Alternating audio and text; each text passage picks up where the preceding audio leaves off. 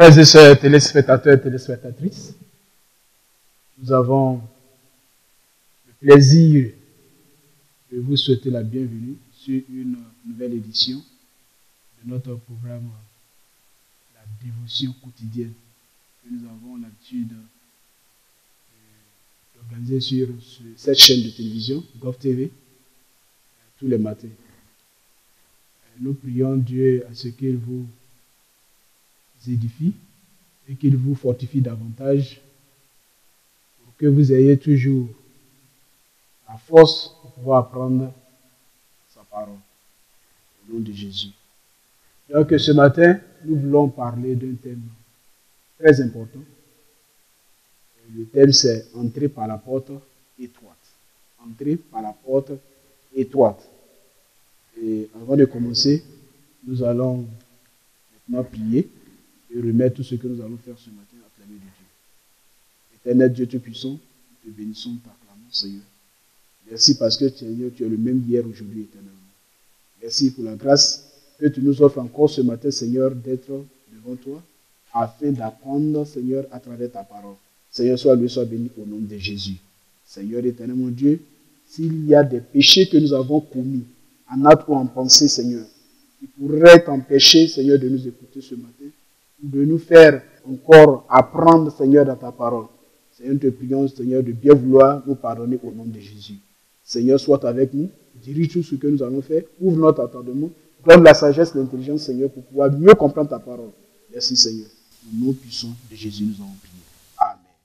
Alors, comme je l'avais dit initialement, le thème d'aujourd'hui, c'est entre par la porte étroite. Entre par la porte étroite. Et cela se trouve dans le livre de Matthieu. Matthieu chapitre 7, versets 13 à 20. Matthieu chapitre 7, versets 13 à 20. Je lis. Entrez par la porte étroite, car large est la porte, spacieux est le chemin qui mène à la perdition, et il y en a beaucoup qui entrent par là. Mais étroite est la porte, resserré le chemin qui mène à la vie, et il y en a peu qui le trouvent. Gardez-vous des faux prophètes. Ils viennent à vous en vêtements de brebis, mais au-dedans, ce sont des loups ravisseurs. Verset 16. Vous les reconnaîtrez à leurs fruits. Cueille-t-on des raisins sur des épines ou des figues sur des chardons? Tout bon arbre porte de bons fruits, mais le mauvais arbre porte de mauvais fruits. Un bon arbre ne peut porter de mauvais fruits, ni un mauvais arbre porter de bons fruits. Tout arbre qui ne porte pas de bons fruits est coupé et jeté au feu. C'est donc à leurs fruits que vous les reconnaîtrez. Entre par la porte étroite. Un thème qui est très important pour tout chrétien qui désire aller au ciel. L'histoire de la rédemption a toujours mis l'accent sur le fait que la porte étroite, que la porte de la vie éternelle est étroite et que la voie qui mène à la maturité spirituelle est difficile. Beaucoup de membres de l'Église préfèrent que l'évangile de convenance leur soit prêché.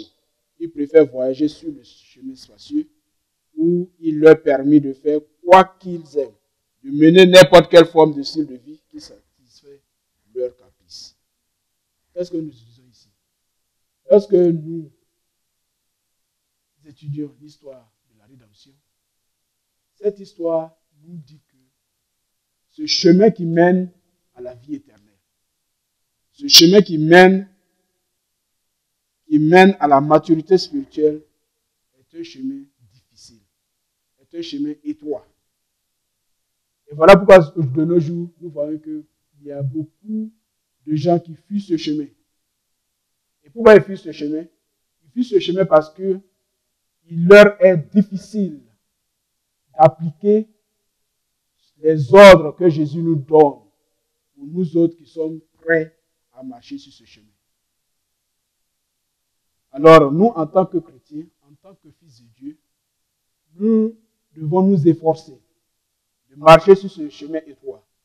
Si nous sommes vraiment conscients qu'un jour, nous régnerons avec Jésus-Christ dans le ciel.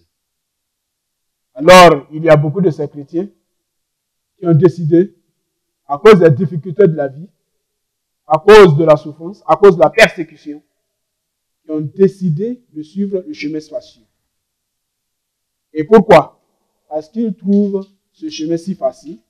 C'est un chemin qui leur permet de mener leur vie telle qu'ils le veulent, de faire tout ce qu'ils veulent, selon leurs caprices et leurs humeurs. Mais nous qui sommes enfants de Dieu, nous avons décidé de mettre de côté tout ce qui pourrait nuire à notre vie spirituelle. Je prie que le Seigneur continue à nous édifier afin que nous ne quittions pas ce chemin au nom de Jésus. Amen. Alors vous verrez que ces gens-là qui décident de suivre le chemin spacieux sont toujours prêts à écouter de bons serments. De bons serments avec bons entre guillemets, des serments qui sont prêts à satisfaire leurs désirs. Voilà pourquoi lorsque vous voyez un serviteur de Dieu qui martèle sur la sainteté, ou bien sur la vie vertueuse, vous voyez que ces gens, ces chrétiens-là qui ont décidé de suivre le chemin spacieux, se moquent de ces gens de pasteurs, ou bien de ministres, ou bien de serviteurs de Dieu. Ils se disent, bon, ce sont des serviteurs archaïques qui sont en retard par rapport à leur temps. Ils sont en retard par rapport à leur temps, et que ceux qui sont en train de prêcher ne peuvent pas contribuer à leur édification spirituelle. Alors, ces chrétiens qui ont déraillé, et qui ont dévié, font quoi? Sont supportés par les faux prophètes. Ces faux prophètes qui sont prêts à leur raconter ce qu'ils désirent écouter. Ils préfèrent les faux pasteurs qui leur promettent la vie éternelle sur un plateau d'or et une voie à travers la vie sur un lit de rose. Cependant, la vie des faux prophètes et celle de leurs adeptes fut devant Dieu. Ils sont incapables de porter les bons fruits qui demeureront pour l'éternité. Alors qu'est-ce qui se passe? Ces faux prophètes leur prêchent la prospérité. Et c'est à travers cela qu'aujourd'hui, beaucoup de faux prophètes arrivent à facilement gagner l'âme, même des chrétiens dans l'église. Les gens sont après l'argent. La course effrénée de l'argent. Tous les jours en train de chercher l'argent, la gloire, le pouvoir. Alors que toutes ces choses, nous allons les laisser ici-bas un jour. Mais je crois qu'en tant que chrétiens, nous devons toujours penser à l'au-delà. Qu'est-ce qui nous attend après la mort? Ah, la Bible dit qu'il a été donné à l'homme de mourir une fois, après quoi vient le jugement. Un jour, nous allons apparaître devant le trône de jugement de Dieu. Alors, mon ami, sautes-tu d'une église à une autre pour acheter l'évangile qui satisfera ton goût charnel? Il y a du danger devant, à moins que tu te contentes de l'histoire authentique de la rédemption. Alors, n'aie pas honte de l'évangile de Jésus-Christ. Car il a même dit dans le livre de Marc chapitre 8, verset 37, il dit, Marc chapitre 8, verset 38, car quiconque aura honte de moi et de mes paroles au milieu de cette génération adultère et pécheresse, le Fils de l'homme aura aussi honte de lui quand il viendra dans la gloire de son Père avec les saints anges. Je prie que l'Éternel Dieu nous donne le courage de toujours faire sa volonté et de toujours de nous efforcer à toujours marcher dans ce chemin étroit afin que nous puissions hériter le royaume des cieux. Que Dieu nous aide au nom de Jésus. Amen. Donc le point essentiel de ce matin, c'est main étroite est la porte, resserrer le chemin qui mène à la vie. Et il y en a peu qui le trouvent. Alors nous allons maintenant prier. Nous allons demander au Père de bien vouloir nous accorder la grâce d'entrer par la porte étroite qui mène à la vie. Éternel Dieu Tout-Puissant, nous te bénissons ce matin de ce que, Seigneur, tu nous as encore appris quelque chose de vital, Seigneur, à travers ta parole. Comment arriver à entrer par la porte étroite. Seigneur, nous te prions ce matin, Seigneur éternel mon Dieu, de bien vouloir nous aider, afin que nous puissions te servir, Seigneur, afin que nous puissions faire ta volonté, Seigneur éternel mon Dieu, afin que nous puissions, Seigneur éternel mon Dieu, hériter le royaume des cieux.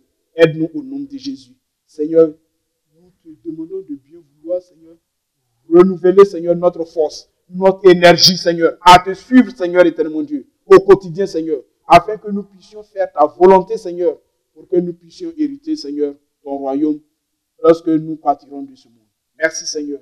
Au nom puissant de Jésus-Christ, nous avons prié. Amen. J'espère que vous avez été bénis ce matin à travers notre dévotion quotidienne.